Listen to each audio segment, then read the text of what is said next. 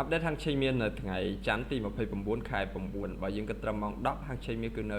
$3,796ក្នុង1អោនហើយសម្រាប់ហាងឆេងមាននៅព្រឹកថ្ងៃច័ន្ទនេះដែរគឺនៅតែបន្តឡើងទៀតដោយឡើងដល់តម្លៃ$3,799ហើយសម្រាប់តម្លៃបច្ចុប្បន្ននេះដោយសារតែមាសឡើងពីខមទៅរៀងច្រើនដែរអញ្ចឹងបងប្អូនដែល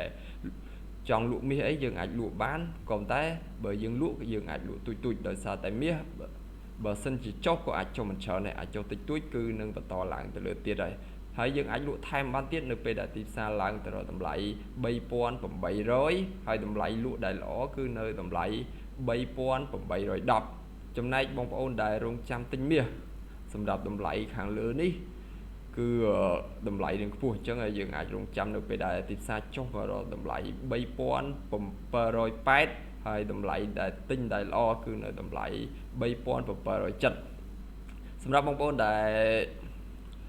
ចង់បានការវិភាគទៅលើហាងឆេងមាសបន្ថែមទៀតគឺបងប្អូនអាចចូលទៅក្នុង Channel Telegram បានហើយសម្រាប់បងប្អូនដែលមានបំណងចង់បើក account ទិញលក់មាសនៅ Blackwell អាចឆាតតាម Telegram 016879511